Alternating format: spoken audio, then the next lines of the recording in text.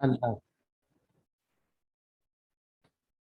अच्छा जी, पीछे कल वाले लेक्चर में से किसी को कोई प्रॉब्लम, कोई क्वेश्चन हो, कोई चीज क्लियर ना हो तो पूछ सकते हैं पहले, फिर तब के आज का काम स्टार्ट करें।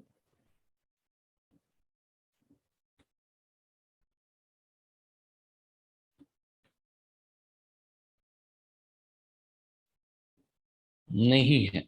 गुड। ठीक है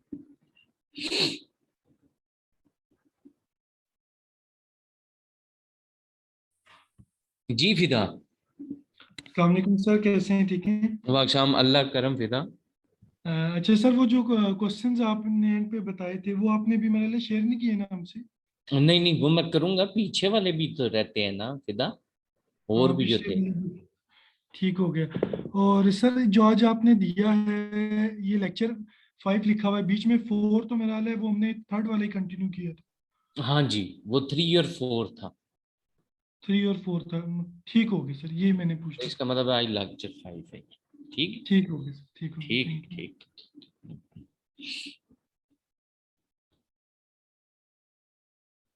चलें जी, स्टार्ट करते हैं।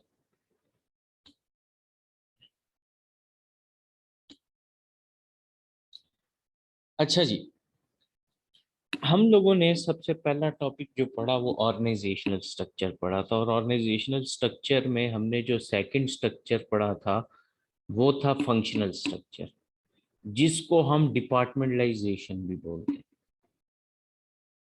फिर हमने वहां पे हमने देखा कि हम ये जो डिपार्टमेंट क्रिएट करते हैं on the basis of functions, या वर्क एक्टिविटी को आप डिवाइड कर दें और एलोकेट करें कि किस यूनिट ने वो एक्टिविटी परफॉर्म करनी है, तो वो एलोकेशन हम on the basis of departments करते हैं। अब फिर हमने पिछली क्लास के अंदर पिछली क्लास के अंदर हम लोगों ने क्या चीज देखी, एक चीज देखी जिसको हमने कहा वैल्यू चेन एनालिसिस। और वैल्यू चेन में हमने देखा कि बिजनेस को हमने डिवाइड किया प्राइमरी और सेकेंडरी एक्टिविटीज में, उसमें भी फंक्शंस या डिपार्टमेंट्स का रोल था, आपको नजर आया। आपके यहाँ एक बड़ा मेजर पोर्शन उसने यूं बनाया हुआ कोर्स में, जिसमें ये डिपार्टमेंट्स या बिजनेस फंक्शंस के बारे में ना डिस्कस करता है। क्योंकि अल्टीमेटली हर बिजनेस के अंदर डिफरेंट फंक्शनल एरियाज होते हैं, और किसी ना किसी बिजनेस की अपनी किसी भी एक फंक्शनल एरिया में स्ट्रेंथ। एक बात याद रखें, ये बड़ा डिफिकल्ट है कि कोई भी ऑर्गेनाइजेशन अपने सारे के सारे फंक्शन एरिया को स्ट्रेंथन कर पाए, या उसकी वो स्ट्रेंथ, कोई एक फंक्शनल एरिया जो है वो ऑर्गेनाइजेशन की स्ट्रेंथ है। यहां तक कि वैल्यू चेन में भी उसने बात की थी कि प्राइमरी और सेकेंडरी में बेसिकली प्राइमरी एक्टिविटीज को स्पोर्टिंग एक्टिविटीज करती हैं, और उसमें आपने देखा फिर परचेजिंग डिपार्टमेंट का रोल। ठीक है, आगे इसी तरह आपने जब प्राइमरी एक्टिविटीज देखी तो उसके अंदर भी आपने देखा कि जो से क्या नाम है, सर्विसेज है, मार्केटिंग है, या लॉजिस्टिक्स है, उनका क्या रोल होता है। तो यहाँ पे ये जो आज हमने पढ़ना है वो यही है कि बेसिकली ये जो ऑर्गेनाइजेशनल डिपार्टमेंट्स हैं या डिफरेंट फंक्शंस होते हैं, इनका क्या रोल होता है विद इन दी ऑर्गेनाइजेशन, और ये किस तरह से अपना मेन रोल प्ले करते हैं, और किस बिजनेस फंक्शन के अंदर आपने कौन सा रोल परफॉर्म करना। अब किसी भी फंक्शनल एरिया को एनालाइज करना, स्टडी करना, ये किसी भी बिजनेस के लिए क्यों ज़रूरी है, और इसको स्ट्रेंथन करना क्यों ज़रूरी है, ताकि वो इस चीज़ को इंश्योर कर सके कि जो बिजनेस ऑपरेशंस परफॉर्म होते हैं वो एफिशिएंट होते हैं। अगर आप एफिशिएंसी को इंश्योर करना चाहते हैं तो ये चीज़ आपको 100% टेस्ट करनी पड़ेगी कि बिजनेस से रेलेवेंट जितने भी ऑपरेशंस हैं, वो जोन सा भी फंक्शन परफॉर्म करता, वो स्मूथली परफॉर्म होते हैं, उसके अंदर किसी किस्म का कोई प्रॉब्लम नहीं आता। और जब इस चीज को आप इंश्योर करेंगे तो अल्टीमेटली आउटकम क्या होगा? आउटकम बेसिकली कि जो आपने ऑब्जेक्टिव्स या गोल्स अपने सेट किए थे ना, वो अचीव हो रहे हैं। अगर बिजनेस के ऑब्जेक्टिव अचीव नहीं हो रहे, इसका मतलब है बिजनेस के ऑपरेशन में कोई मसला लाजमी है। तब ही उन ऑपरेशंस की वजह से आप अपने ऑब्जेक्टिव या गोल को अचीव नहीं कर पा रहे। और भी रीजन है, अल्टीमेटली हो सकता है वो गोल या ऑब्जेक्टिव रियलिस्टिक ना हो, मे बी, बट यहाँ पे ऑपरेशनल इनएफिशिएंसी की वजह से भी अल्टीमेटली आपके गोल्स या ऑब्जेक्टिव अफेक्ट हों। किसी भी ऑर्गेनाइजेशन में जो मेन डिपार्टमेंट्स या फंक्शंस होते हैं वो 6 मेन होते हैं, जो कि आपके कोर्स में भी उसने 6 ही डाले हैं। वैसे तो और भी हैं, बट आपके यहाँ पे वो ये 6 डिस्कस करते हैं। Number 1, production, research and development जिसको R&D भी बोलते हैं, परचेजिंग, मार्केटिंग, ह्यूमन रिसोर्स और अकाउंटिंग एंड फाइनेंस। ये सबसे पहला फंक्शन है प्रोडक्शन फंक्शन। प्रोडक्शन का काम क्या होता है? कल हमने देखा था ऑपरेशंस, बेसिकली रॉ मटेरियल से फिनिश गुड में चीजों को ट्रांसफॉर्म करना, या अगर ये तो पूरे की पूरी मैन्युफैक्चरिंग या असेंबली लाइन भी हो सकती है। आप असेंबली लाइन का मतलब क्या है? जहां पे आप डिफरेंट पार्ट्स को ला के जोड़ के किसी भी चीज को प्रोड्यूस कर देते हैं। अच्छा, प्रोडक्शन डिपार्टमेंट ने कुछ चीजें हैं जिनको टाइम टू टाइम इंश्योर करना होता है। नंबर 1, कि प्रोडक्शन का प्रोसेस टाइमली कंडक्ट किया जाए। Number 2, quality. ये दो बातें इंश्योर करनी है, टाइम एंड क्वालिटी। क्यों? देखें, अगर टाइम पे नहीं आएगा तो शॉर्टेज अकर होगी, और अगर शॉर्टेज मार्केट में अकर होगी, आप टाइमली डिलीवर नहीं कर पाएंगे ऑर्डर या जो भी चीज होगी, तो एक चीज तो आपकी तो गुडविल तो खराब होगी ही होगी, साथ साथ जो प्रॉफिटेबिलिटी है वो भी लूज होगी। और अल्टीमेटली थ्रेट क्या है? थ्रेट ये है कि अगर आपकी प्रोडक्ट शॉर्ट हो गई तो कहीं आपका कस्टमर स्विच ना कर जाए। मे बी आपकी प्रोडक्ट ऐसी है ना जिसमें कि कस्टमर अपनी परचेजिंग डिसीजन को डिले नहीं कर सकता, पोस्टपोन नहीं कर सकता।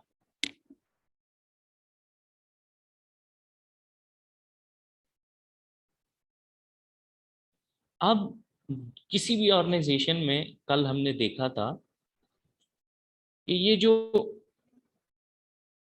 मटेरियल वगैरह है ये कौन परचेज करेगा? Purchasing department. सप्लायर्स वेंडर्स के साथ कॉन्ट्रैक्ट में कौन होता है? यही परचेजिंग डिपार्टमेंट। मैंने कल आपको कहा था अगर प्रोडक्शन वालों को कोई चीज चाहिए तो वो रेक्विजिशन सेंड करते हैं किसको? परचेजिंग डिपार्टमेंट को। वो डायरेक्टली परचेजिंग नहीं करते। तो परचेजिंग डिपार्टमेंट ने एक चीज को इंश्योर करना होता है, वो क्या है? कि नंबर 1, जो उसका सप्लायर के साथ कॉन्ट्रैक्ट हुआ है वो फुलफिल हो। किस चीज के बारे में? आप कॉन्ट्रैक्ट फुलफिलमेंट में कुछ चीजें हैं, वो कौन कौन सी आएंगी जो कि सप्लायर वेंडर के दरमियान हुआ? डिलीवरी मटेरियल की ऑन टाइम होनी चाहिए, जो कॉस्ट हो रही है वो पे करें, और वो प्राइस मिनिमम हो, क्वांटिटी जो है उतनी ही मिली हो आपको, और क्वालिटी।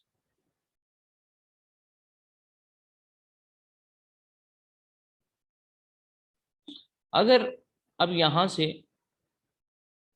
क्वालिटी कंट्रोल का भी कॉन्सेप्ट आता है आपने मटेरियल ऑर्डर किया, आया, अब क्वालिटी डिपार्टमेंट वाले चेक किया, वहां से पता लगा कुछ आइटम्स उसमें डिफेक्टिव थे, तो वो सप्लायर को वापस करेंगे। फिर कहता है मटेरियल आपने कंपेटिटिव प्राइस के ऊपर परचेज किया हो। ये मतलब नहीं है कि आपने जो मटेरियल है वो उसकी क्वालिटी अगर बहुत ज्यादा अच्छी है तो हमने बहुत ज्यादा उसके लिए कोई प्राइस पे कर दी हो या बहुत कम पे की हो। नहीं, कंपेटिटिव प्राइसिंग का मतलब ये है कि क्वालिटी भी है और प्राइस भी है, दोनों चीजें आपने देख के पे की। क्योंकि अल्टीमेटली यहाँ पे एक कंस्ट्रेंट तो है, वो क्या है कि अगर आप क्वालिटी की तरफ जाएंगे तो कॉस्ट एक्सीड करेगी।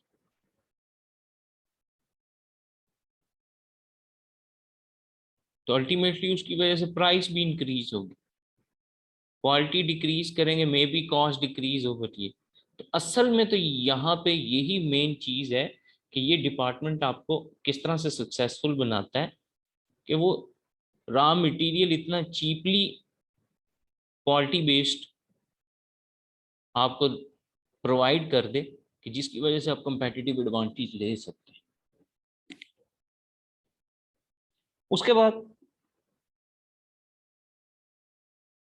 कहते हैं ठीक है, हर दफा ये चीज जरूरी नहीं है कि प्रोडक्ट की वो जो मटेरियल आपने परचेज किया उसकी प्राइस लो। आपने कुछ और चीजें भी हैं जिनको कंसीडर करना। वो कौन कौन सी? Number one, reliability of supplier. बाज सप्लायर्स बहुत तंग करते हैं, मटेरियल टाइमली डिलीवर नहीं करते। और कई कॉन्सेप्ट्स हैं, बिलिंग ज्यादा करते हैं, प्राइसिंग ज्यादा करते हैं। तो रिलायबिलिटी होनी चाहिए। तो बाज का तो आपको मे बी ऐसा फील होगा कि शायद हम जो मटेरियल परचेज कर रहे हैं उसकी प्राइस ज्यादा है, बट उसके बिहाइंड फिर ये जो कॉन्सेप्ट है कि मे भी हो सकता है आपकी रिलायबिलिटी उस सप्लायर के ज्यादा। आप कहते हैं ठीक है कोई मसला नहीं, अगर लग भी रही है तो कुछ नहीं होता।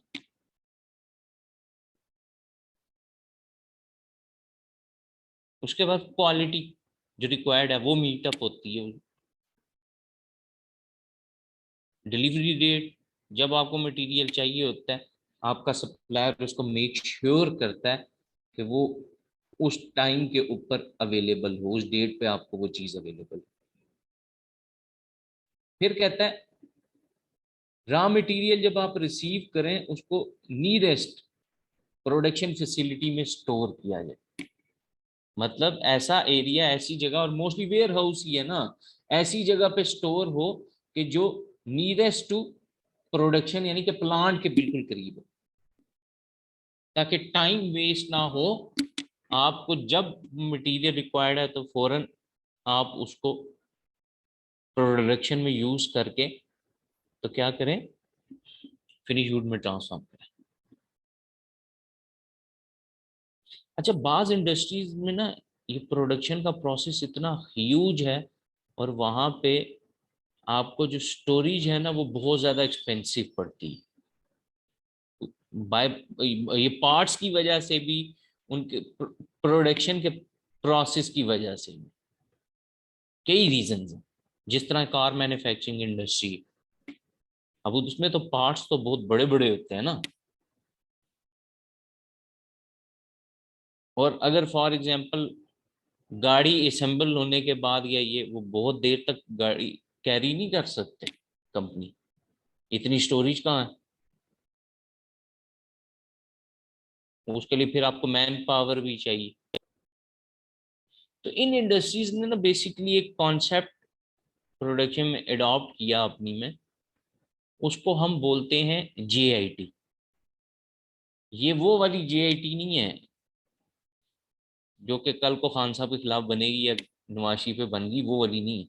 जीआईटी का मतलब है जस्ट इन टाइम।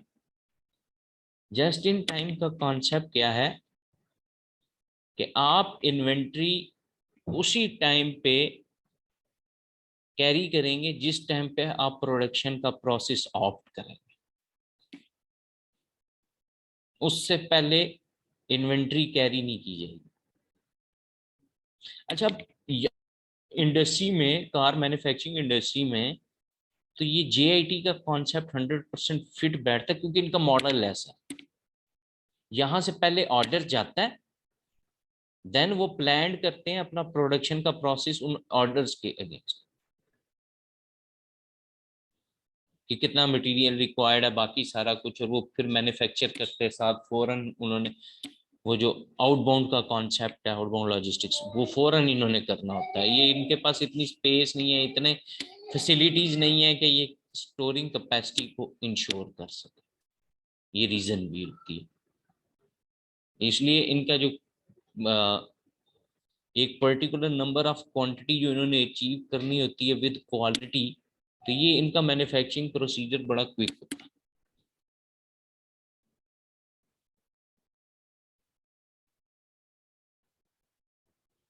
और आजकल तो मोस्टली जो प्रोडक्शन प्रोसेसेस हैं ये तो ऑटोमेटेड है, ऑटोमेटेड प्रोडक्शन लाइंस यूज होती है, मशीन्स का रोल, रिबोट्स का रोल ज्यादा हो गया।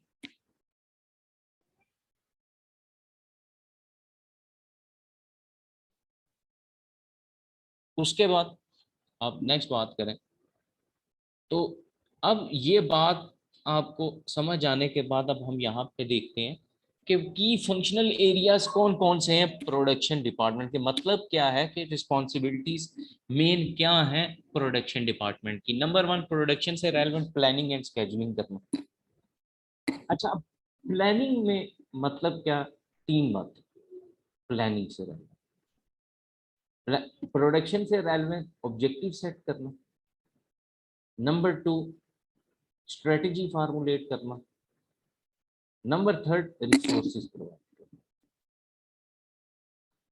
और शेड्यूलिंग या स्केजुलिंग की आप बात करें, ये क्या चीजों को लाइन अप करना, प्रायोरिटाइज करना, कौन सी चीज कब करनी है, ये प्लान करना। उसके बाद कंट्रोल एंड सुपरविजन। हम अगर कंट्रोल एंड सुपरविजन नहीं करेंगे तो अल्टीमेटली चेक एंड बैलेंस तो रखना पड़ेगा ना। अगर नहीं रखेंगे तो जो आपके ऑब्जेक्टिव्स हैं या आप जो आउटकम डिजायर कर रहे हैं वो आप अचीव ही नहीं कर सकते। तो फिर वो जब आप अपनी डेडलाइंस मीट नहीं कर पाएंगे, बाकी सारी चीजें नहीं कर पाएंगे, तो उस टाइम पे फिर उसका इम्पैक्ट आपकी बिजनेस के ऊपर पड़ेगा पड़ेगा। नेक्स्ट आप बात करें क्वालिटी इंश्योर करना, और ये क्वालिटी भी कैसे इंश्योर होती है, मॉनिटरिंग एंड कंट्रोल के थ्रू, चेक एंड बैलेंस। बास कंपनीज ने ये जो क्वालिटी चेक्स लगाए होते हैं बहुत ज्यादा सख्त होते हैं, तभी तो कस्टमर की रिक्वायरमेंट और अपने प्रोडक्ट को इतना ज्यादा हाईली मार्केट करने में क्वालिटी की मेन रोल होता है।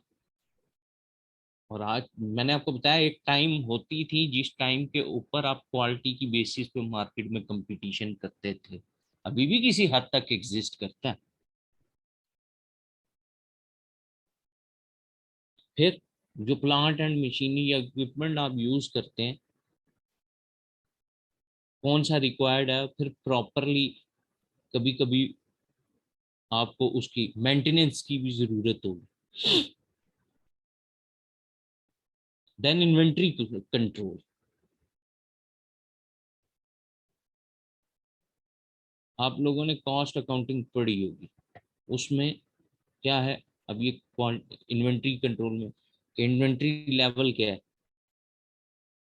उसमें डेंजर लेवल का कॉन्सेप्ट, बाकी सारा कुछ, इन्वेंट्री मैनेजमेंट।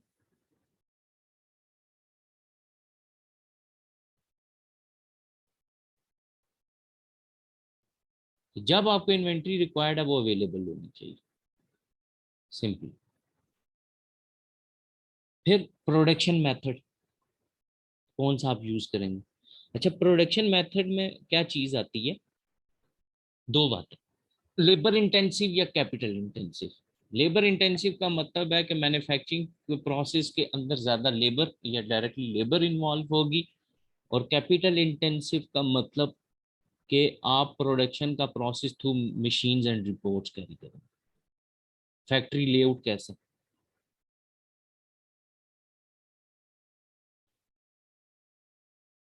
अब ये तो वो कोर एरियाज हैं जिसको प्रोडक्शन डिपार्टमेंट देखता है,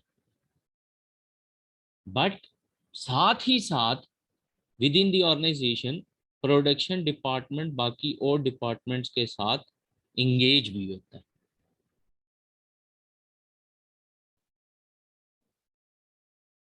क्योंकि अगर प्रोडक्शन डिपार्टमेंट इन डिपार्टमेंट्स के साथ इंगेज नहीं होगा तो ये वो डिपार्टमेंट है शायद जिसको अगर सपोर्ट नहीं मिलेगी तो ये अपना काम ठीक नहीं कर सकता। बाकी शायद कोई डिपार्टमेंट अपनी एक्टिविटीज परफॉर्म कर सकता है बट ये वाला डिपार्टमेंट नहीं कर सकता।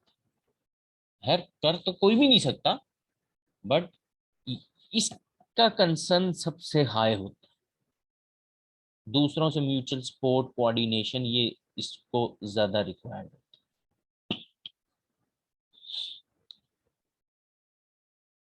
जिस तरह रिसर्च एंड डेवलपमेंट के साथ, अब रिसर्च एंड डेवलपमेंट का काम है प्रोडक्ट के डिजाइन को इम्प्रूव करना, न्यू इनोवेशन लाना, प्रोडक्शन मेथड में जो इम्प्रूवमेंट है उसको कॉस्ट कैसे कम की जा सकती है, ये सारी चीजें R&D का काम है। अच्छा, अब इसके बैक एंड पे R&D भी खुद कुछ नहीं है, बेसिकली मार्केटिंग डिपार्टमेंट के लोग होते हैं जो कि कस्टमर की नीड एंड वांट को आइडेंटिफाई करते हैं, देन उसको एंटिसिपेट करते हैं। तो ultimately research and development department को मार्केटिंग वाले भी बताते हैं फिर, क्योंकि R&D, क्योंकि ये खुद भी मार्केट रिसर्च के अंदर इन्वॉल्व होते हैं, तो इन लोगों को पता होता है क्या ट्रेंड चल रहा है, कस्टमर की क्या नीड है, वो क्या चीज चाहता है, आप अपने एग्जिस्टिंग डिजाइन को इम्प्रूव कैसे कर सकते हैं, उसकी जो इनएफिशिएंसीज है प्रोडक्ट की वो खत्म कैसे कर सकते हैं।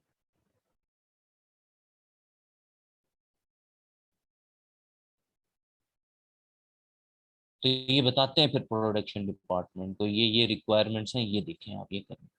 मार्केटिंग वाले कस्टमर की नीड को आइडेंटिफाई करना, वो नीड फुलफिल करना, बट साथ ही साथ क्या प्रोडक्ट की जो डिजायर्ड फंक्शनैलिटी है वो फुलफिल करती है प्रोडक्ट, ये की कंसर्न है मार्केटिंग। अपीयरेंस, क्वालिटी, ड्यूरेबिलिटी, ये वो कॉन्सेप्ट्स हैं जो कि मार्केटिंग डिपार्टमेंट इंश्योर करता है with the help of production department. ये बताते हैं उन्हें कि ये चाह रहा है कस्टमर। फाइनेंस का काम क्या, फंड्स प्रोवाइड करना। अगर फॉर एग्जांपल प्रोडक्शन में कोई इक्विपमेंट मशीनरी यूज होनी, वो चीज़ देना, इन्वेंट्री लेवल मेंटेन करना, तो बजट होगा तो भाई वो मटेरियल परचेज कर पाएंगे ना। क्रेडिट लिमिट तो एक हद तक होती है।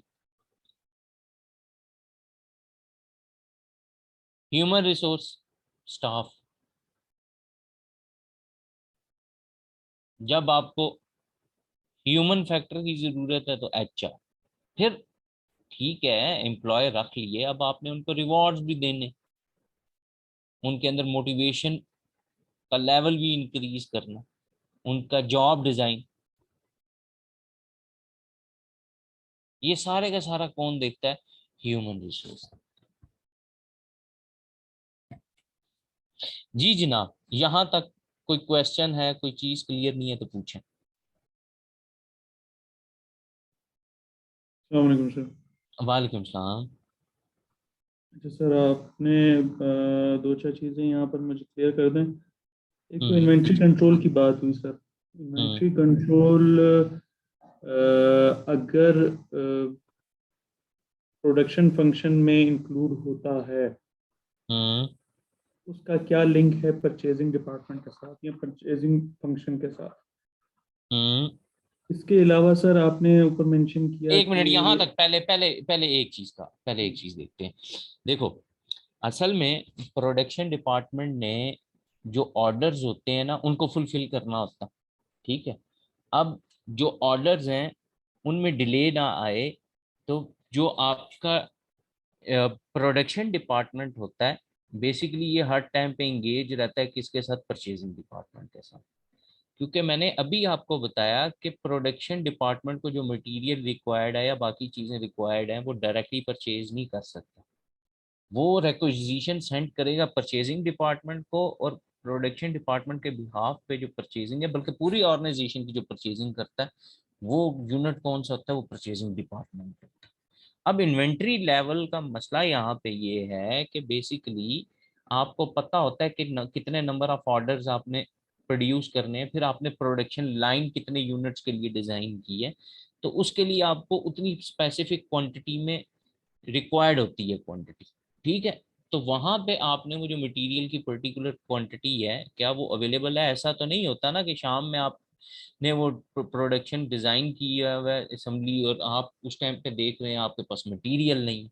तो ये पहले अपनी डिमांड जो होती है किसको बता देते हैं, परचेजिंग डिपार्टमेंट को, कि जी हमें इतना डिजायर्ड लेवल चाहिए, क्योंकि हमने ये जो प्रोडक्शन है इसको कैरी करना और हमारे पास ये मटेरियल नहीं।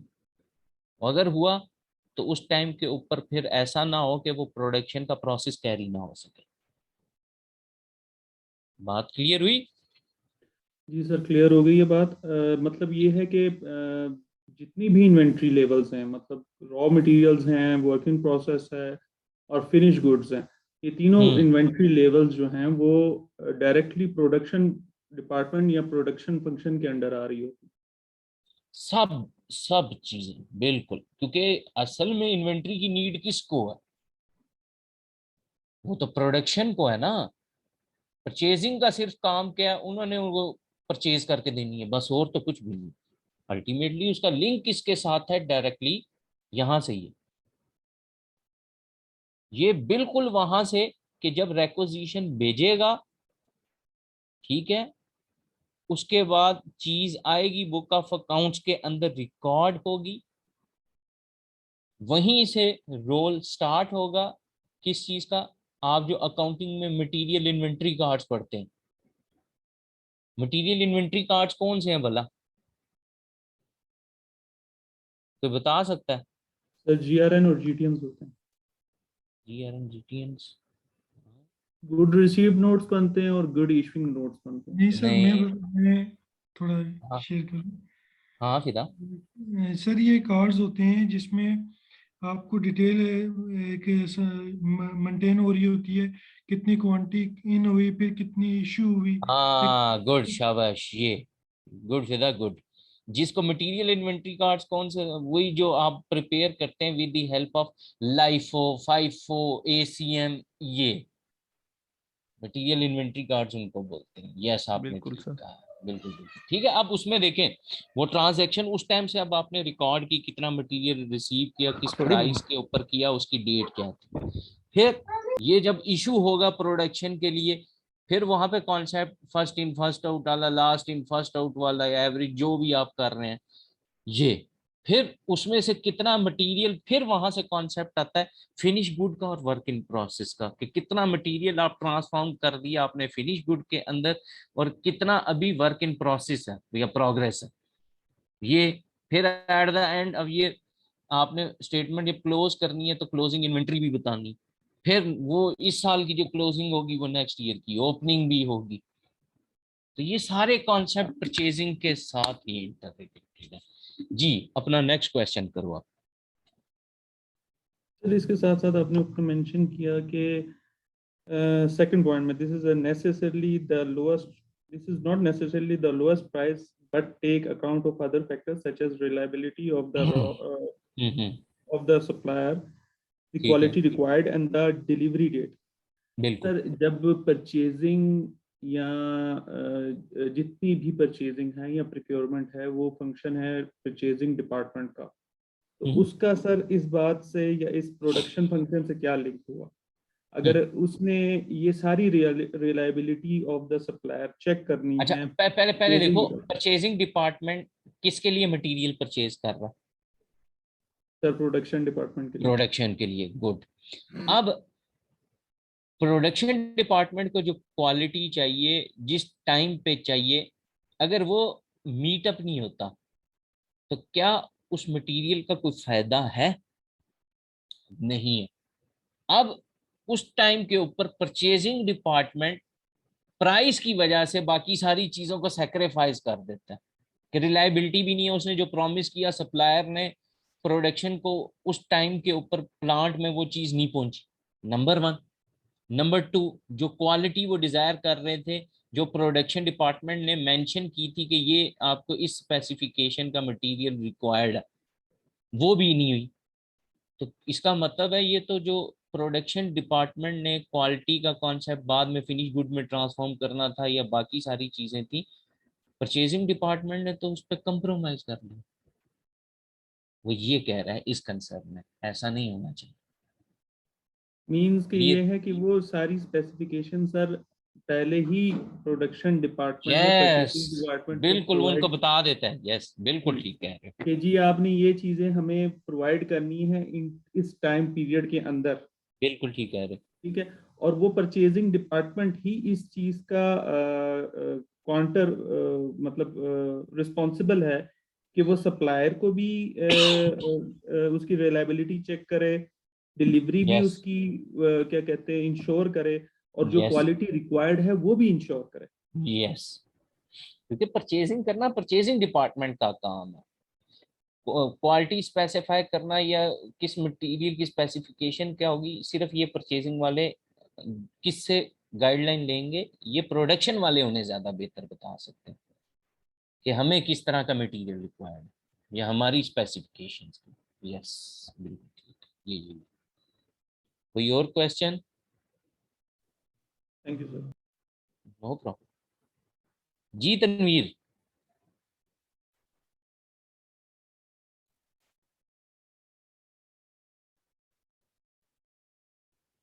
चलें जी आगे चलते।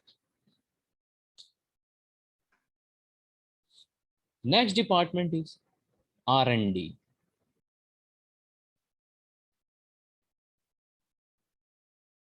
कहते हैं जिन ऑर्गेनाइजेशन का ये फंक्शन सक्सेसफुल होना, तो ये इतना प्रॉफिट अर्न करके देता है कंपनी को कि बैग भर भर के भी कम पड़ जाए। न्यू प्रोडक्ट डेवलप करना, एग्जिस्टिंग प्रोडक्ट के अंदर इंप्रूवमेंट लाना, कस्टमर की नीड के अकॉर्डिंगली प्रोडक्ट डिजाइन करना, ये सब काम किसके? Research and development department. अब फीडबैक कंटिन्यूअस लेते रहना कस्टमर से कि हमें अपनी एग्जिस्टिंग प्रोडक्ट में कहाँ कहाँ इंप्रूवमेंट रिक्वायर्ड। इसके लिए ये कंपनीज बड़े ह्यूज एक्सपेंडिचर करती हैं। मैंने ना एक टाइम के ऊपर टीचिंग छोड़ी थी और 1 साल मैंने 1 साल से ज्यादा ही तकरीबन सर्व किया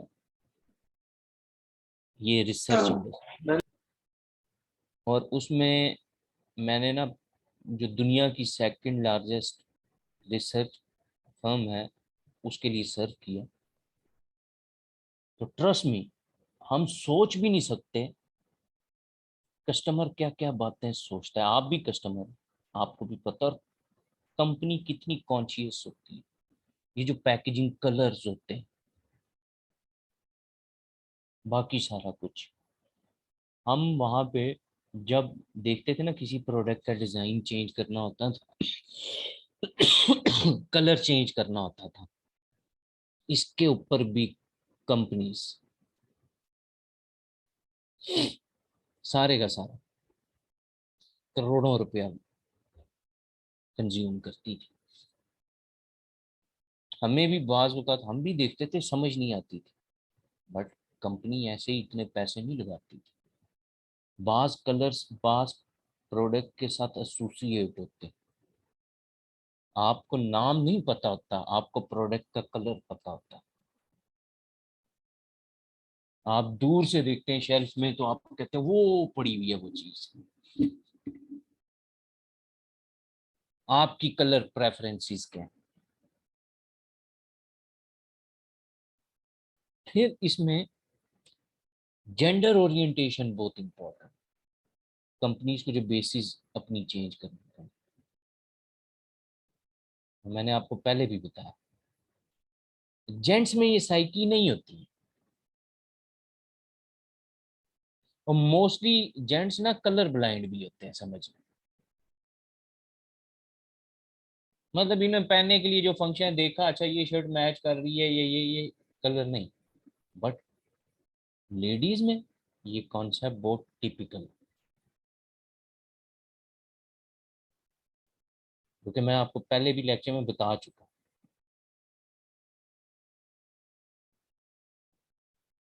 इनको प्रोडक्ट का कलर कमरे के कलर के साथ मैचिंग चाहिए, जूती दुपट्टा मैचिंग चाहिए, ऐसे ऐसे कलर मांगेंगी कि बंदा परेशान हो जाए, बट अवेलेबल कर देती है कंपनी इनकी नीड के अकॉर्डिंग। उन्हें पता है ये नहीं देंगे तो ये तो किसी और ब्रांड की तरफ शिफ्ट कर देंगे। आज से आप 7-8 साल बैक चले जाएं तो ये शैम्पू इंडस्ट्री में आपको इतने वेरिएंट्स मिलते थे।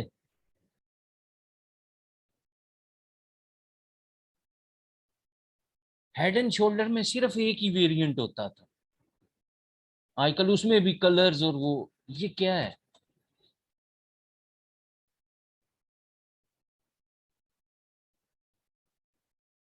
अब शैम्पू में भी कलर जो है, ब्लैक, ग्रीन, उसके बाद पिंक, तो पता नहीं क्या क्या। ये क्यों हुआ? ये इन्हीं जनती खवातीन की वजह से हुआ। और इसके लिए ये एक टाइम पे एक कॉन्सेप्ट होता था जो कि इन्होंने अचीव करवा लिया, मार्केट पूरी की पूरी चेंज कर दी। कंपनीज इनके अकॉर्डिंगली सोचती हैं। आप यकीन माने, जब प्रोडक्ट लॉन्च होने वाली होती थी ना, और उस प्रोडक्ट के लिए सबसे वहां पे ना एक पैनल बुलाया जाता था, और उस पैनल में सबसे ज्यादा लेडीज ही होती थी, क्योंकि घर की ग्रोसरी से लेके हर चीज में लेडीज का बड़ा मेन रोल होगा decision making, as a mother, as a sister, as a wife, जो भी।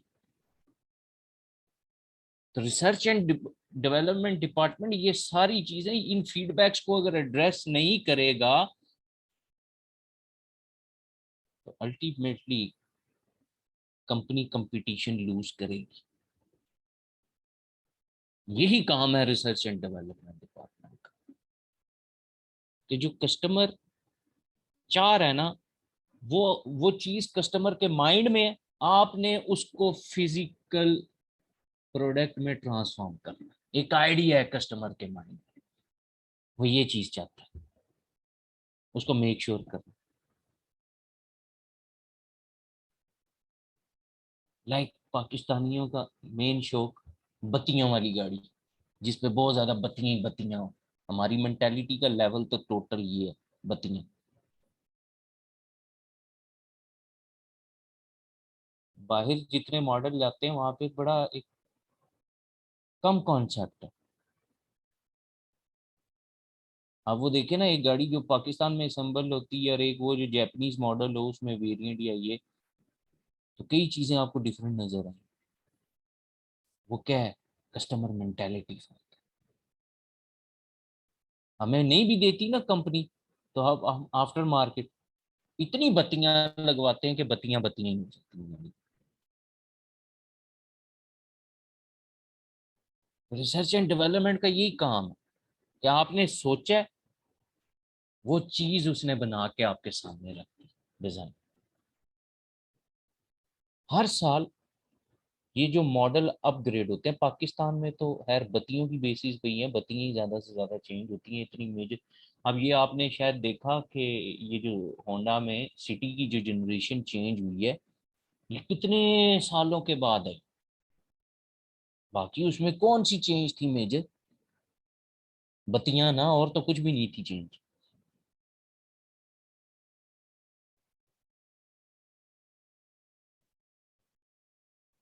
कंपनी की मैनेजमेंट बैठती है टॉप मैनेजमेंट, या ओनर्स बैठते हैं रिसर्च डेवलपमेंट, वो चाहते हैं, हम चाहते हैं हमारी प्रोडक्ट ऐसी हो। अब इसमें दो है, ये जो रिसर्च एंड डेवलपमेंट ना जिस चीज को देख के कंसर्न होता है, आया आप प्रोडक्ट ओरिएंटेड अप्रोच यूज करते हैं या कस्टमर ओरिएंटेड अप्रोच यूज करते हैं। प्रोडक्ट ओरिएंटेशन का मतलब ये, फरारी को कोई फर्क नहीं पड़ता उसकी गाड़ी का डिजाइन जैसा भी,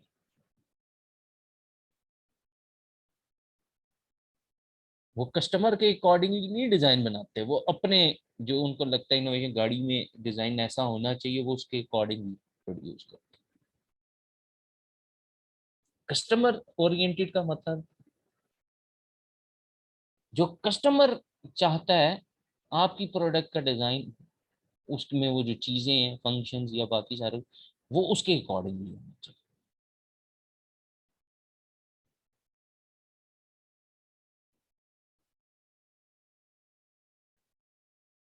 उसके बाद R&D मार्केटिंग वालों के साथ बड़ा क्लोजली कनेक्टेड होते हैं, क्योंकि असल में कस्टमर चाह क्या रहा है, कस्टमर की साइकी क्या है, सेल्स ट्रेंड क्या जा, इससे सबसे ज्यादा मार्केटिंग वाले इंगेज्ड होते हैं।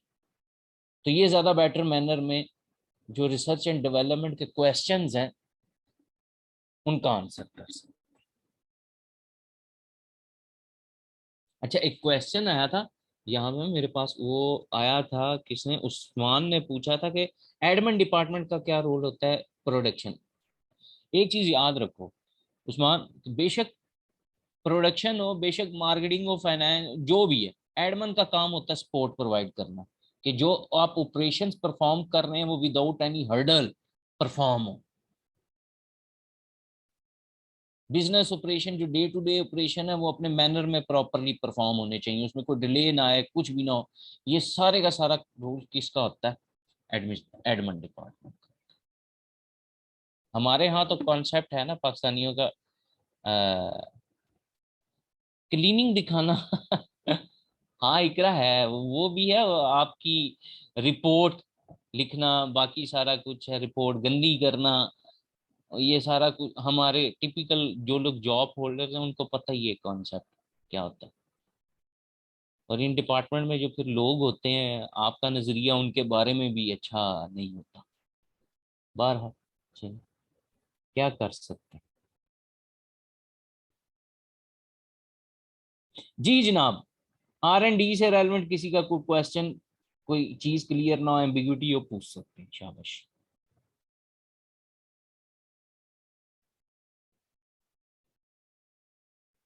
क्लियर है, आगे चलते। अब आपने थोड़ा सा रोल देखा था प्रोडक्शन में परचेजिंग का, बट यहाँ पे तो पूरे का पूरा परचेजिंग डिपार्टमेंट बैठा हुआ है, तो वो परचेजिंग डिपार्टमेंट क्या करता है, उसका क्या फंक्शन है, तो अब हम उसकी तरफ चलते हैं, बारी बारी उसको देखते हैं क्या करता है।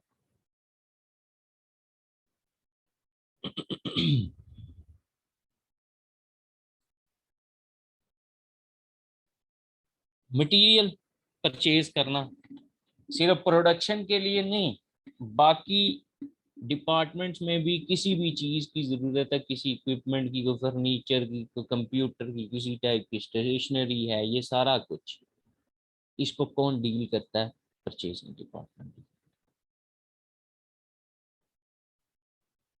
ये रिस्पॉन्सिबिलिटी किसकी है, परचेजिंग डिपार्टमेंट। और आपको पता है वैसे भी परचेजिंग डिपार्टमेंट वाले लोग वैसे भी खाने पीने के बड़े शौकीन होते हैं, खाते पीते लोग होते हैं परचेजिंग डिपार्टमेंट में ना। बाकी आपको पता तो है ही, मैंने क्या बताना है। वैसे आप में से कोई परचेजिंग डिपार्टमेंट में, कोई जो जॉब कर रहा हो परचेजिंग डिपार्टमेंट में हो? नहीं? अच्छा, कभी मिले ना ट्रांसफर ले लेना फौरन भाई, इंजॉय करेंगे इंजॉय। अच्छा, इनका कंसर्न क्या होता है, ये किस चीज से रेलेवेंट डील करते हैं, परचेजिंग मिक्स। परचेजिंग मिक्स में क्या क्या चीजें, क्वांटिटी, क्वालिटी, प्राइस, डिलीवरी, ये 4 चीजें purchasing mix.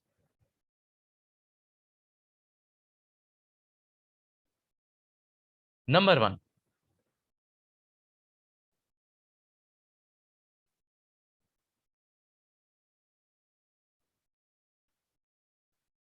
Quantity. Purchasing department का क्वांटिटी में कंसर्न क्यों होता? असल में परचेजिंग डिपार्टमेंट ने अपना हर बजट अप्रूव करवाना है अकाउंट्स वालों से, मार्केटिंग वाले भी लिंक है, वो उनको बता रहे हैं ये चीज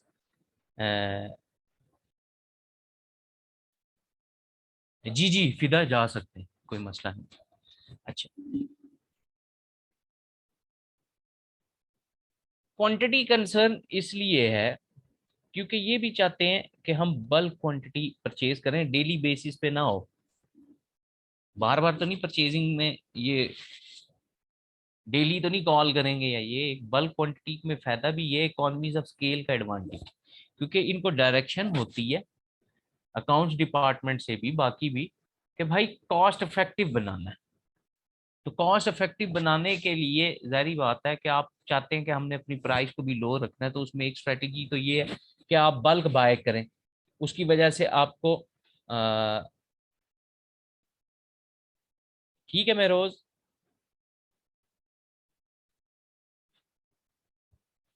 अच्छा, बल्क बाय करें तो प्राइस कम पे मिलेगी, डिस्काउंट ज्यादा प्राइस कम, डिस्काउंट मिलेगा। तो अल्टीमेटली, क्योंकि असल में कॉस्ट के 3 मेन एलिमेंट्स हैं, मटेरियल, लेबर और ओवरहेड। इसका मतलब है मटेरियल की अगर आपको कॉस्ट कम पड़ेगी तो आप अपनी प्रोडक्ट की प्राइस को कम रख सकते हैं। तो जाहिर बात है ये जो परचेजिंग डिपार्टमेंट है ये यही देख रहा होता है, कॉस्ट। और ज्यादा आ जाए कोई मसला नहीं,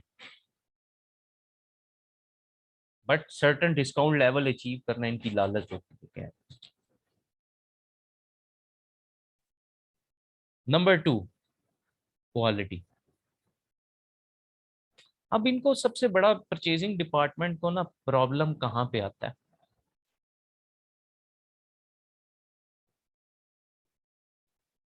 क्वालिटी और प्राइस। अगर ये क्वालिटी की तरफ जाते हैं तो प्राइस बढ़ती है, प्राइस की तरफ जाते हैं तो फिर क्वालिटी को सेक्रीफाइस करना पड़ता है। तो यहाँ पे इन्होंने बेसिकली सेंटर में रहते हुए ऐसा डिसीजन लेना होता है कि जो कंपनी के बेस्ट इंटरेस्ट में।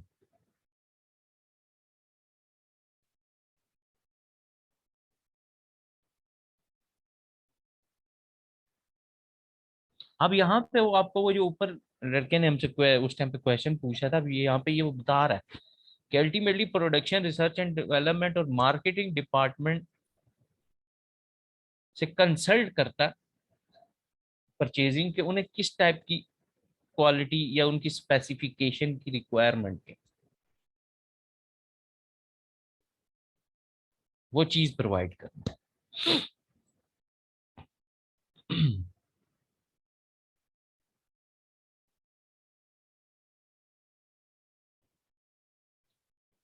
आगे प्राइसिंग, अगर आप बात करें प्राइस की, अब यहाँ पे देखें वो कहता क्या है, बड़े मजे की एक स्टेटमेंट लिखी है, अदर थिंग्स बीइंग इक्वल। ये ऐसा लगता है आपको वो इकोनॉमिक्स में लॉज हुए हैं, इसने इसीलिए कहा कि अब यहाँ पे आप अभी एक चीज कंसीडर करने लगे हैं, बाकी सारी चीजों को आपने कांस्टेंट रखना है। कहता है परचेजिंग मैनेजर किस चीज के लिए स्ट्रगल कर रहा होता है? बेस्ट प्राइस के लिए, जब उसने मटेरियल वगैरह परचेज करना। बट कहता है साथ ही साथ, कहता है ये जो प्राइस है विद द कंजक्शन ऑफ क्या होती है, क्वालिटी, रिलायबिलिटी।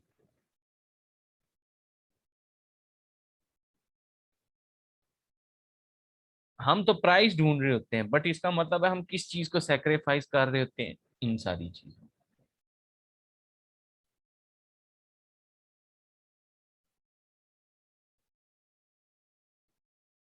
अब डिपेंड करता है, आप लो प्राइस अचीव कर रहे हैं बट रिलायबिलिटी खत्म हो जाए, अब पता लगे आज सुबह फिर आपको अपना प्लांट शट डाउन करना पड़ा, क्यों जी, लेबर बैठी हुई है बट मटेरियल कन्वर्जन के लिए नहीं, और होता है।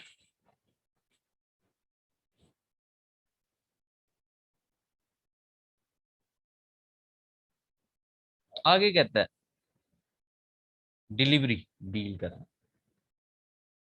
अब इन्होंने इस चीज को इंश्योर करना होता है, ये भूल नहीं जाते कि आज इन्होंने ऑर्डर प्लेस किया था और डे टाइम ऑफ डिलीवरी जब थी वो अब उनको पता होता है, क्योंकि इन्वेंट्री कंट्रोल में या इन्वेंट्री मैनेजमेंट में एक चीज होती है लीड टाइम पीरियड, एक डेंजर लेवल होता है। ये सारी चीजें ये देख रहे होते हैं, इनको पता होता है डिले होगा तो कितना ज्यादा होगा।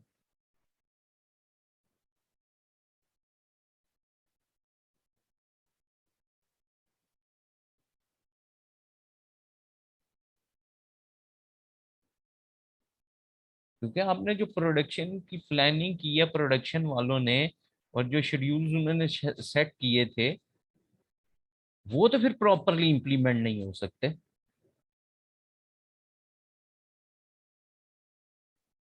और इसमें रिलायबिलिटी का मेन कॉन्सेप्ट है कि आपको पता है इतना, आपको ट्रस्ट है अपने सप्लायर वेंडर के ऊपर कि जिस डेट को जिस दिन आपको वो चीज रिक्वायर है वो आपको अवेलेबल हो।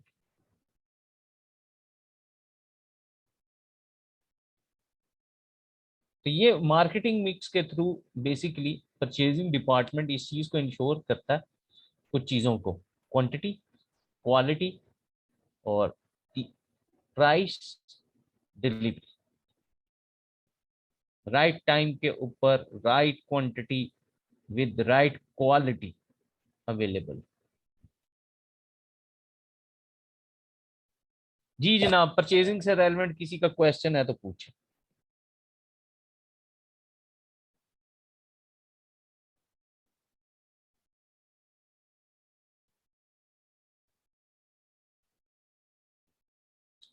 मार्केटिंग डिपार्टमेंट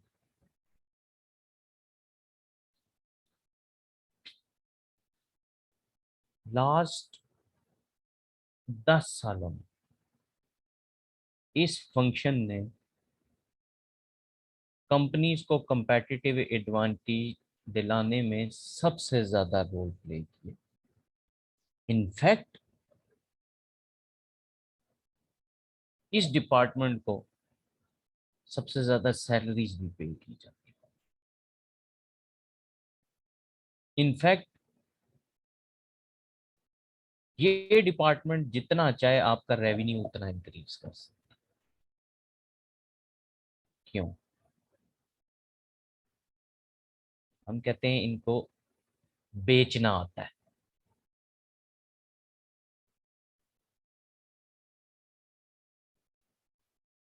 अब ये जो कॉन्सेप्ट है ना, बेचना आता है, कैसे बेचना आता है कि इन्हें पता है इनका कस्टमर इनसे क्या चाहता है, कस्टमर की नीड को आइडेंटिफाई करना।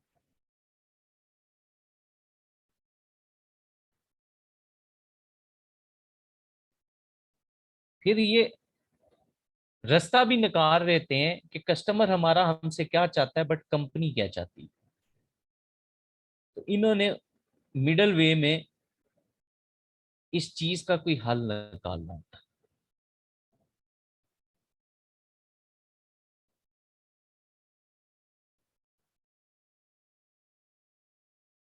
कस्टमर की चॉइस कुछ और होती है, कंपनी कुछ और चाह रही होती है, इस मिसमैच को भी खत्म करना।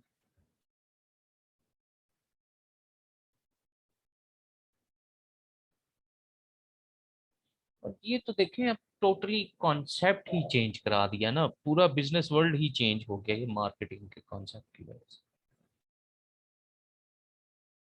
बेशक उसमें ब्रांड को प्रमोट करना हो, मार्केटिंग स्ट्रेटजी हो, प्रमोशंस हो, क्या हो, चेंज हो।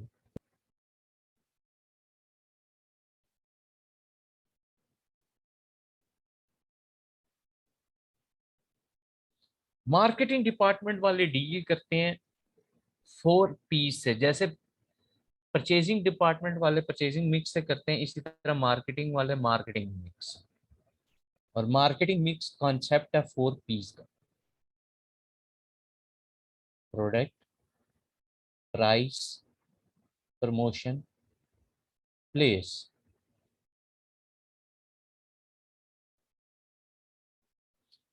प्रोडक्ट क्या है?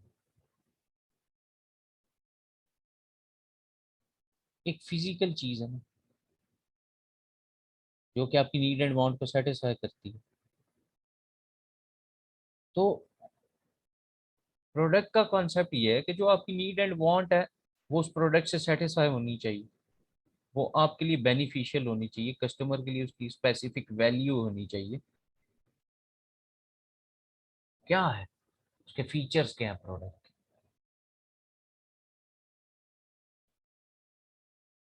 Pricing, one of the most important concern.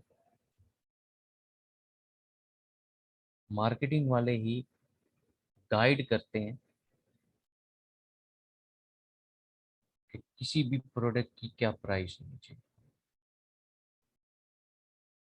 क्योंकि इन्हें कस्टमर की साइकी का पता होता है, या जो प्राइस लेवल आप डिजायर कर रहे हैं चार्ज करना, क्या कस्टमर वो लेवल पे भी कर सकता है, या मे बी आपकी प्रोडक्ट की प्राइस जस्टिफाई नहीं करती, बट ये बेच डालते हैं फिर भी ज्यादा।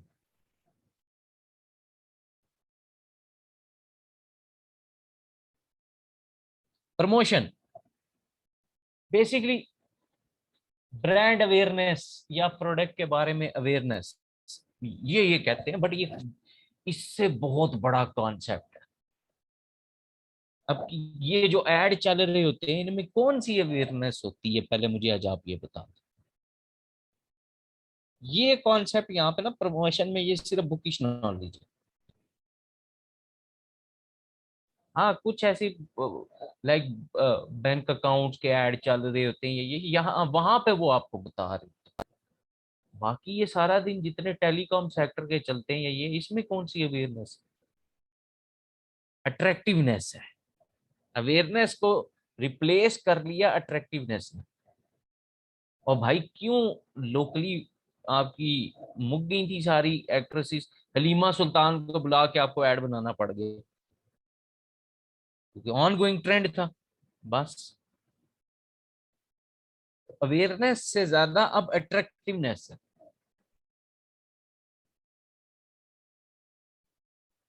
कि उसके पीछे कस्टमर ने अपना परचेजिंग डिसीजन तक ही चेंज कर दिया भाई। अवेयरनेस है, आपको पहले चीज नहीं पता थी, आपको पता लगा अच्छा ऐसी भी प्रोडक्ट है जो मेरी नीड वांट को, मेरी स्पेसिफिकेशंस को फुलफिल करती है, देन मैं परचेज कर लेता हूं।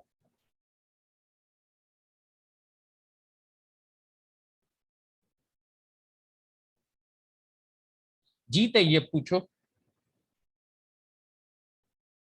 अ, सर इनका मकसद लड़की दिखाना नहीं होता, अपनी एड दिखाना होता है। हर कंपनी का मार्केटिंग स्ट्रेटेजी अलग है भाई। प्रोडक्ट कैसे, प्रोडक्ट तो आप वैसे किसी टेबल पे भी रख के तो दिखा सकते थे ना लड़के। असल में हमारी लोगों के साथ एफिलिएशन होती है, ये क्यों यूज करते हैं स्टार्स को? एफिलिएशन की वजह से। तो ये मार्केटिंग डिपार्टमेंट में तो नहीं हो? नहीं सर, मैं मार्केटिंग में नहीं हूँ। ठीक है। देखो, यूरोप में ना एक ट्रेंड है। यूरोप में मोस्टली जो बड़े बड़े ब्रांड्स हैं ना, उन्होंने अपनी ब्रांड की प्रमोशन के लिए जो फुटबॉल प्लेयर्स होते हैं ना उनको एक्वायर किया हुआ था, क्योंकि पूरे यूरोप के अंदर फुटबॉल के साथ लोगों की एफिलिएशन का लेवल बहुत ज्यादा हाई है। वो अट्रैक्ट करते हैं लोगों को प्रोडक्ट परचेज करने की तरफ, क्योंकि अटैचमेंट है लोगों की इमोशनली। तो ये जो मैंने बात की ना इसमें, वो मुझे लगता है तैयब ने किसी और सेंस में समझी।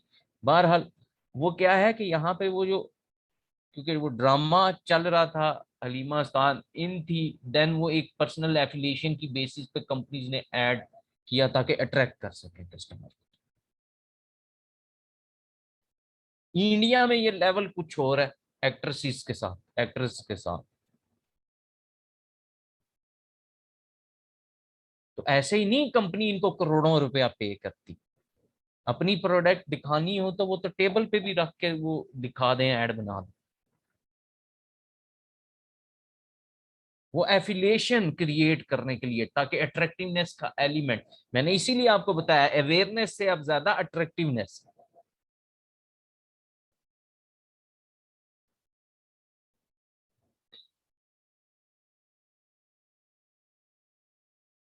आगे place,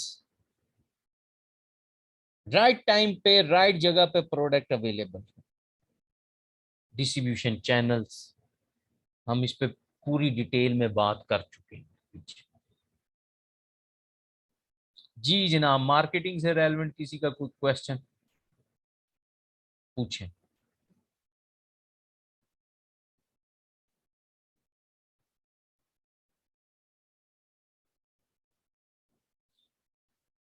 human resource function, HR जी, क्या क्या कुछ करता है, किन एक्टिविटीज किन फंक्शन में इन्वॉल्व होता है। नंबर 1, अच्छा ये प्रोसेस स्टार्ट कहाँ से होता है? जिस तरह हमने बात की ना कि प्रोडक्शन की बात आएगी तो डायरेक्टली उसका रिलेशनशिप किसके साथ होगा? परचेजिंग डिपार्टमेंट से। अब इसी तरह से अगर किसी भी, अब होता क्या है, प्रोसेस क्या है? नंबर 1, किसी भी डिपार्टमेंट में, वो बेशक मार्केटिंग हो, वो बेशक फाइनेंस हो, बेशक प्रोडक्शन हो, बेशक वो एडमिन हो, कोई भी हो, जब वहां पे पोजीशन विकेट होती है ना, कोई एम्प्लॉय छोड़ के जाता है या कोई रिटायर होता है या कुछ भी, सबसे पहले किसको बताया जाता है? Human resource. ये लोग क्या करते हैं उससे रेलेवेंट, पहले क्या करते हैं, जॉब एनालिसिस कंडक्ट कराते हैं कि उस पर्टिकुलर पोजीशन की जॉब रिक्वायरमेंट क्या है, कि वो बंदा सारा दिन क्या क्या फंक्शन परफॉर्म करता था या जो रोल परफॉर्म करना उसकी नीड्स थी। जब ये चीज़ हो जाती है जॉब एनालिसिस कंडक्ट कराने के बाद, उसकी बेसिस पे ये जॉब डिस्क्रिप्शन डिजाइन करते हैं। उसके बाद ये क्या करते हैं नेक्स्ट, अब यहां से सारी बातें स्टार्ट हो जाती हैं। सबसे पहले जॉब वैकेंसीज को एडवर्टाइज करना,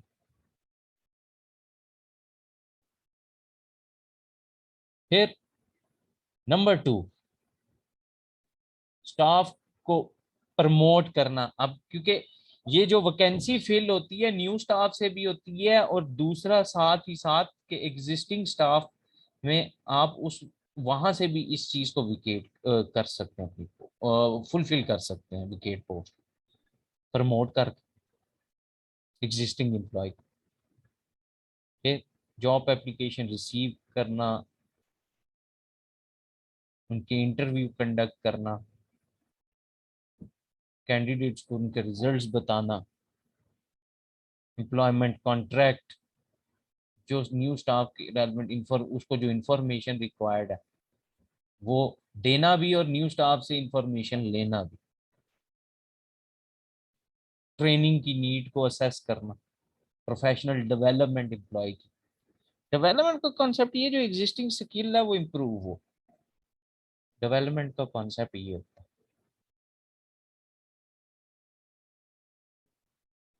फिर वर्किंग कंडीशंस को मॉनिटर करना, बस ये करते ही हैं।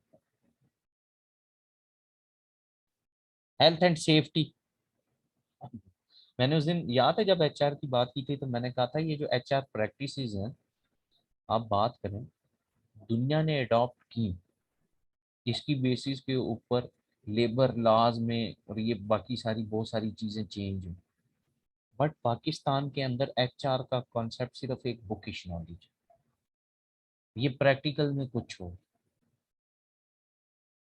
हम यहाँ पे इम्प्लीमेंट ही नहीं होने देते, क्योंकि अल्टीमेटली उस जून में सबसे पहले फिर हम फंसे।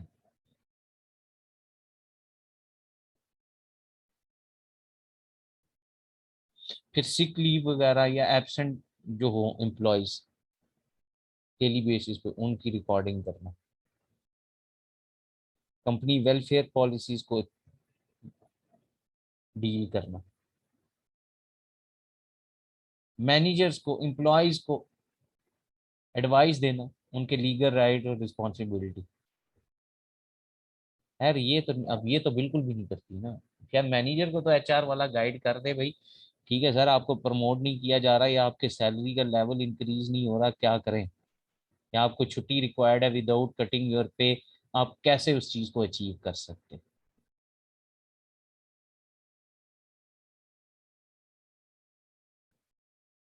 रिपोर्ट्स बाकी कोई जहाँ पे एक्शन डिसिप्लिनरी एक्शन है, बाकी सारा कुछ जो आपको पर्क्स अलाउंसेस दिए जाते हैं, आपकी एग्जिस्टिंग कॉन्ट्रैक्ट क्या है उसमें क्या कुछ बाकी रह गया, वेज रेट क्या है, सेटलमेंट करना, ये सारा कुछ किसका काम होता है, चार।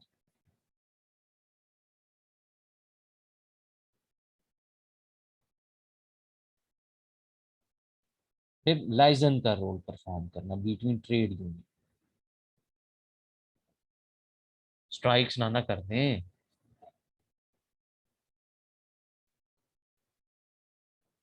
जी जनाब पूछें, एचआर से रेलेवेंट कोई क्वेश्चन हो तो।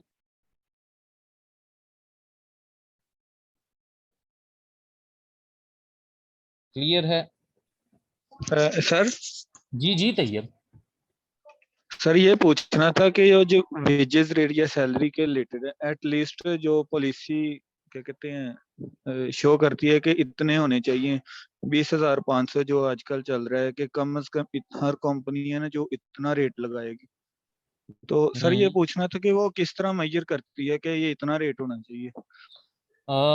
इकोनॉमिक्स के अंदर चाचू केन्स हैं, उनका इक्विलिब्रियम लेवल है, ठीक है जी। ये वेज का और इसका ये एक इक्विलिब्रियम लेवल होता है, डिमांड और सप्लाई ऑफ लेबर के अकॉर्डिंगली ये चीज़ ना वहाँ पे डिटरमाइन की जाती है। खैर पाकिस्तान में तो ये मैयर बहुत ही ज़्यादा गलत है ना।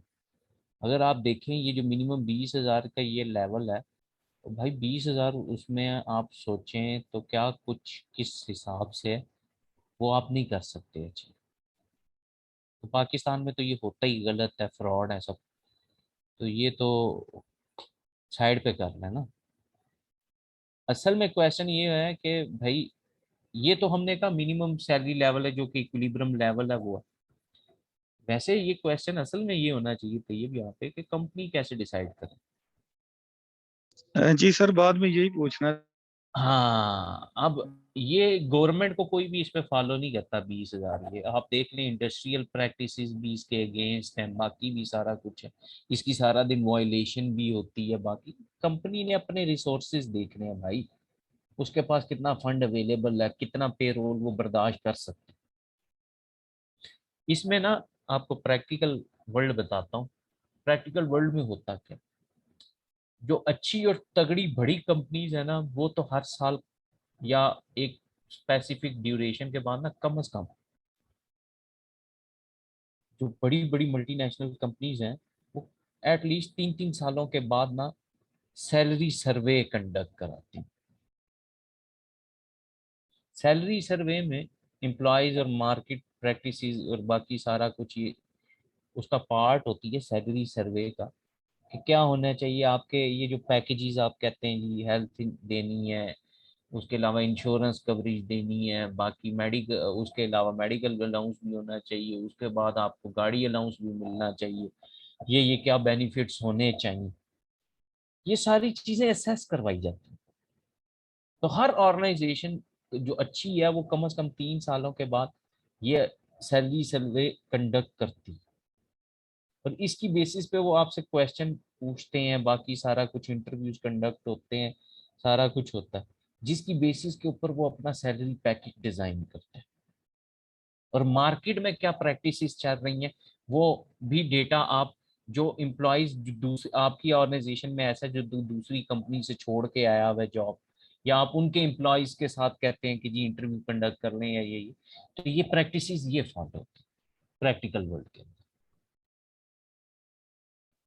इनको तो ख्वाब आता है सुबह उठ के जाके ये धाड़ देते हैं, बाकी कहाँ पे कैलकुलेशन मिनिमम ये। आप उसमें मुझे सिर्फ इसके हिसाब से जनरली भी आप देख लेना, अगर एक बंदे ने, चले हम 3 टाइम का तो खाना दूर है, हम अगर एक टाइम की बात करें, अब उसमें आप एक टाइम की बात करें, अब इसमें अब हम लेबर की बात करते हैं ना, ये क्योंकि वेज रेट वो उनके अकॉर्डिंगली, ये हम इनके लिए कर रहे थे दिहाड़ीदार तबके लिए, ये है। अब उसमें क्या है, आप एक मजदूर है, अच्छा अब ये लोग रहते हैं मोस्टली ना ग्रुप की फॉर्म में, एक कमरा रेंट पे ले लेंगे, उसमें चार चार तीन तीन चार चार पांच मजदूर रहेंगे, तो उसमें अब उन्होंने, अगर हम 3 टाइम तो दूर कर देना, इन्होंने तो बिल्कुल वो ऑपोजिट कर दिया। बहरहाल अगर एक टाइम भी उन्होंने खाना खाना है, और वो उस दिन ये फिर बेचारे ज्यादा क्या बनाते हैं, आलू अंडे, ये भी सर्दियां थी आपके सामने, अंडे का रेट कितना था तरिए, अल्टीमेटली फिर उन्होंने प्याज भी डालना, ऑयल भी डालना, और ऑयल मूवमेंट प्राइस आपने देखी पाकिस्तान, कुकिंग ऑयल में कितने से कितने का इंक्रीज है ड्यूरिंग दी 7 मंथ्स। उसके बाद जो एक चीज रहती थी वो भी इन्होंने माफिया खुद ही बना दिया है उसके ऊपर, टमाटर पर केजी। तो भाई वो जो मिनिमम वेज रेट है उसका कॉन्सेप्ट तो टमाटर ने ही धो डाला। तो ये बातें ही रह गई, सब बुकिश नॉलेज है के, बाकी जो एक्चुअल प्रैक्टिस थी वो आपको बताइए कि आपके प्राइवेट सेक्टर में या गवर्नमेंट सेक्टर में, या ये जो एसपीडी ग्रेड्स होते हैं, बीपीएस होते हैं, या बाकी सारा कुछ होता है, वो किस बेसिस के ऊपर वर्किंग करते हैं, वो बेसिस। चलें जी, नेक्स्ट है अकाउंटिंग एंड फाइनेंस। बड़ा तगड़ा डिपार्टमेंट है, नोटों में खेलने वाला सर डिपार्टमेंट। जी जी तैयब। सर ये पूछना था कि ये जो अकाउंटिंग इंटरनेशनल अकाउंटिंग स्टैंडर्ड कर, सर ये सिर्फ प्रोडक्शन के एचआर के सैलरीज के मामला है, तो ये तो फिर कोई नहीं यूज करते अकाउंटिंग, मतलब इंटरनेशनल स्टैंडर्ड्स। मैंने अभी बताया तैयब, बेसिकली प्रैक्टिसेस कुछ और होती हैं और बुकिश नॉलेज कुछ और होता है। आईएफआरएस तो बाकी है, ये चीजें ये तो आपको किसी चीज के बारे में कोई गाइडलाइन दे सकती है ना, एचआर पॉलिसीज या ये इंटरनेशनल एचआर प्रैक्टिसेस जो हैं वो। अच्छा फिर मैं आपको एक बात बताऊं, तो ये असल में हम पाकिस्तान की बेसिस के ऊपर ना इन चीजों को जज नहीं कर सकते, क्योंकि हम यहाँ पे फॉलो नहीं करते, दुनिया में फॉलो होती है। तो ये, तो आप पाकिस्तान को छोड़ के बाकी किसी भी कंट्री की एग्जांपल ले लें, आप अपने साथ बेशक अपने पड़ोसी की एग्जांपल ले लें, इधर भी ले लें उधर भी ले लें, आपके साथ ही आजाद हुए थे ना, एक आपने बाद में आजादी दी थी, तो उनकी करेंसी का रेट देखें, आप अपनी का करेंसी का रेट देखें। हमारे यहाँ तो ट्रेंड चलता है, उस ट्रेंड की बेसिस के ऊपर कोई अजीब सा इंसान भी प्राइम मिनिस्टर बन जाता होता है। हर जमाने में यही रहा ट्रेंड, तो यहाँ के हिसाब से मत सोचो, दुनिया में फॉलो होती है। तो ये हर चीज होती है, इकोनॉमिक्स का हर प्रिंसिपल एग्जिस्ट करता है, हमारे यहाँ नहीं होता। जी सर सुन रहा हूँ सर। ठीक है ना। तो जाते हुए आज बताऊंगा एक हल, ये अगर आपने मार्केट प्रैक्टिसेस ठीक करनी है या इकोनॉमिक्स को अप्लाई करना है पाकिस्तान में, तो इसका हल क्या है। अच्छा, अब अकाउंटिंग फाइनेंस वो डिपार्टमेंट जो कि नोटों में खेलता है, पैसे ही पैसे, कहाँ से इसका काम स्टार्ट होता है, वो बेसिक अकाउंटिंग कॉन्सेप्ट जो आप पढ़ते हैं ना बुक कीपिंग का, या एक और चीज जिसको आप बोलते हैं अकाउंटिंग साइकिल, ट्रांजैक्शन अगर होगी रिकॉर्ड से देख के फाइनेंशियल स्टेटमेंट डेवलप, किसका काम है, अकाउंट्स एंड फाइनेंस का।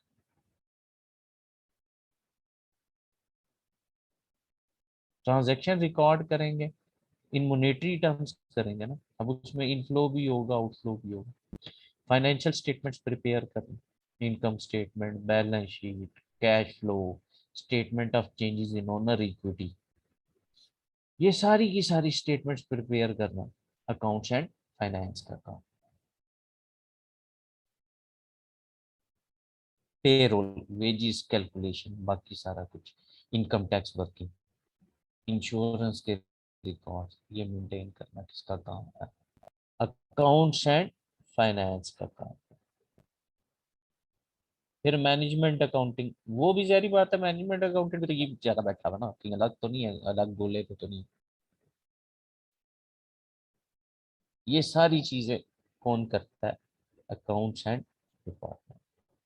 अब आपने बुक ऑफ अकाउंट्स बनाते हुए और कोई फाइनेंशियल स्टेटमेंट डेवलप करते हुए जो रिपोर्टिंग के स्टैंडर्ड्स हैं, यानी कि यहाँ पे कंप्लाइंस भी, इंटरनेशनल अकाउंटिंग स्टैंडर्ड्स और बाकी सारा कुछ, वो क्या उसके अकॉर्डिंगली है या नहीं, सारी चीजें कौन इन्वॉल्व होगा? Accounts department. जी जनाब, पूछें, आज के लेक्चर से रेलेवेंट ओवरऑल कोई क्वेश्चन हो, कोई चीज क्लियर ना हो तो पूछ सकते हैं बारी बारी, आप हैंड रेज करके।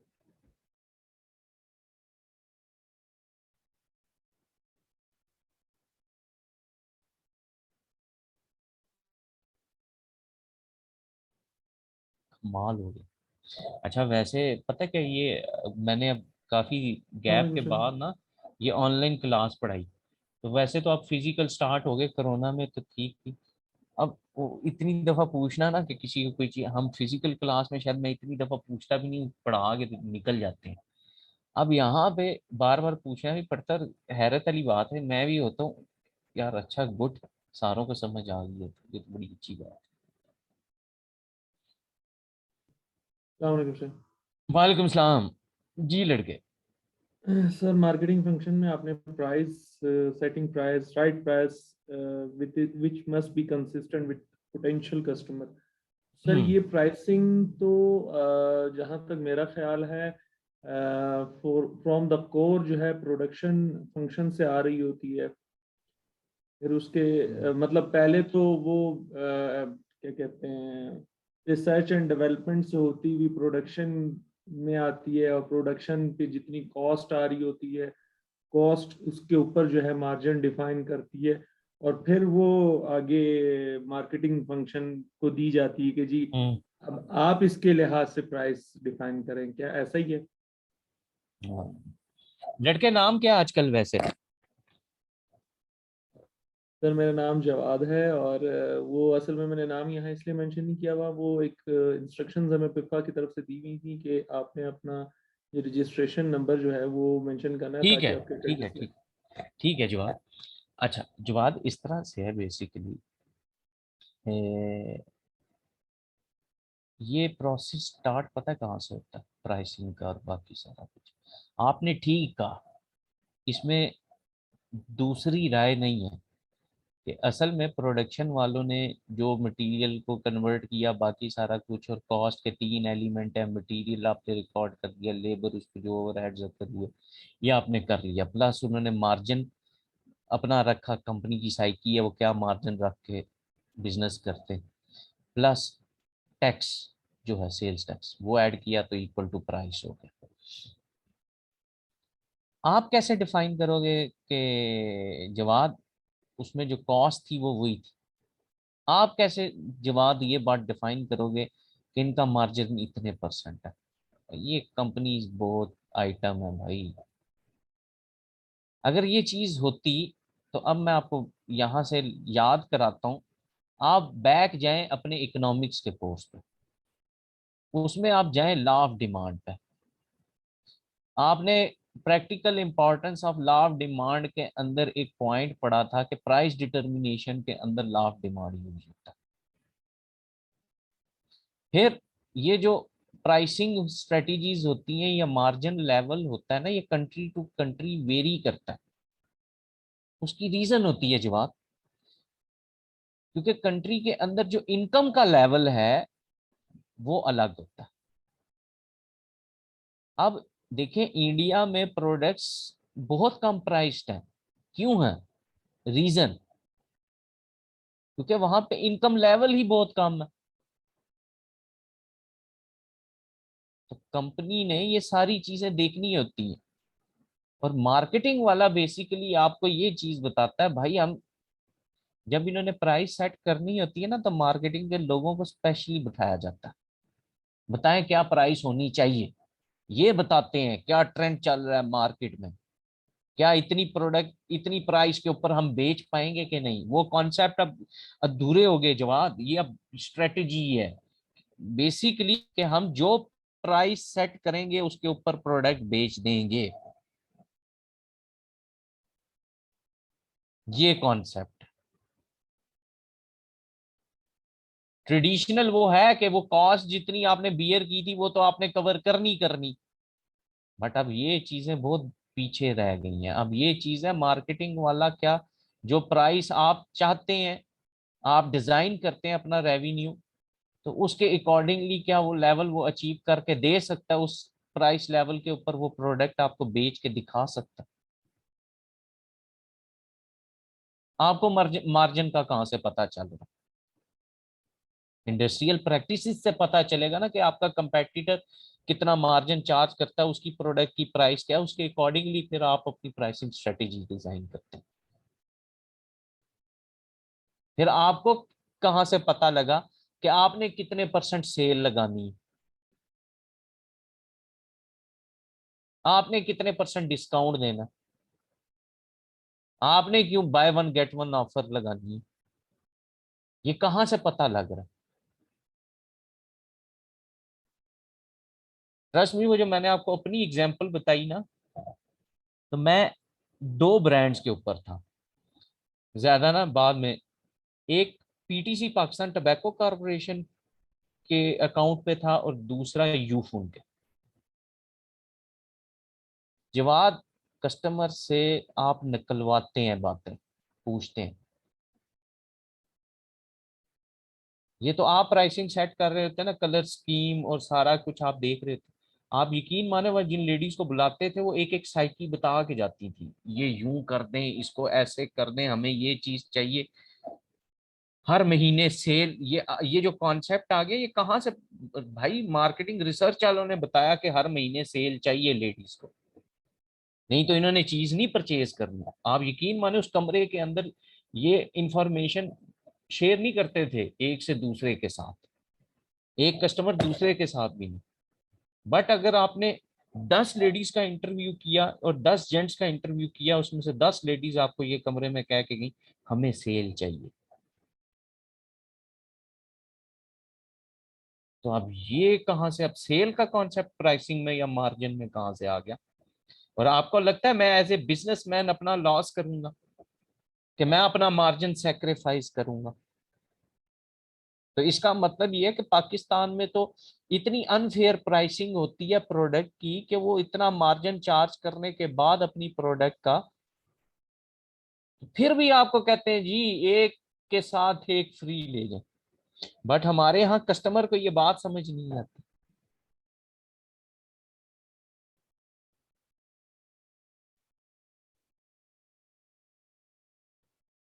फिर ये जो सारा दिन आपको मार्केटिंग के मैसेज मिलते हैं, अब बाज बात आप हंसते हैं, मुझे तो हंसी आती है भाई।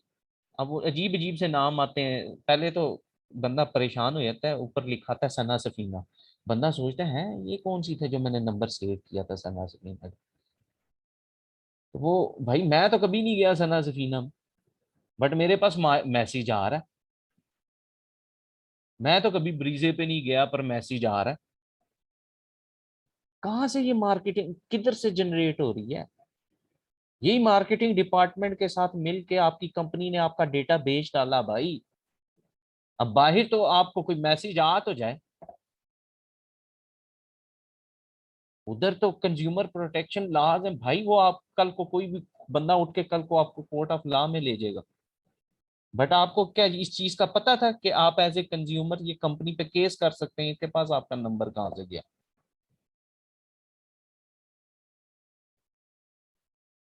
और बकायदा कॉन्ट्रैक्ट्स होते हैं हाँ हाँ जल्दी बिकते की। हैं मार्केटिंग डिपार्टमेंट, भाई इतने नंबर ले लें, इतने मैसेजेस दिए, इतने हजार इतने लाख रुपया पे कर दें, मुझे पता है, सारा पता है।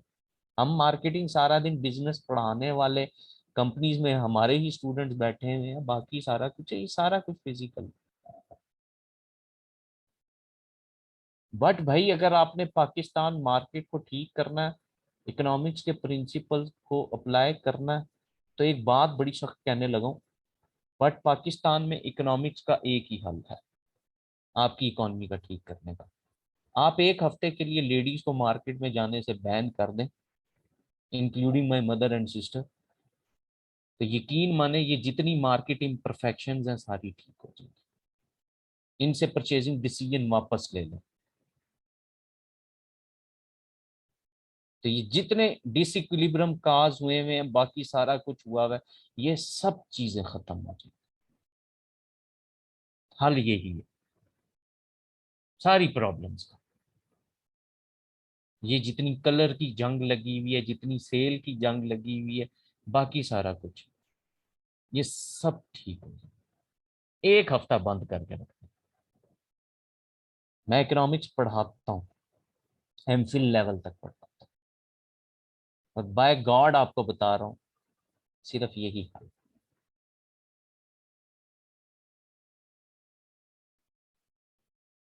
जी कोई क्वेश्चन है तो पूछ लें। क्लियर है? चलें जी, ऐश करें अपने अपने खर्चे पे। कल की ब्रेक है इंशाल्लाह, फिर परसों आपसे मुलाकात होगी। ख्याल रखिएगा अपना, इसको पढ़िएगा, कोई मसला मसाइल है तो एनी टाइम आप कुछ भी पूछ सकते हैं, कह सकते हैं। दानियाल व्हाट्सएप ग्रुप मैंने नहीं बनाया हुआ, वो बॉडी ने ही बना के मुझे उसके अंदर ऐड किया था। तो वो अगर यहाँ पे बॉडी का कोई बंदा हो तो आप काइंडली उसको कांटेक्ट करके ना, तो अपना नंबर उसके अंदर ऐड करवा सकते हैं दानियाल। ठीक है जी, इंजॉय करें अपने अपने खर्चे पे, आजू बाजू वाले पे नजर मत रखिएगा। अल्लाह हाफिज। अल्लाह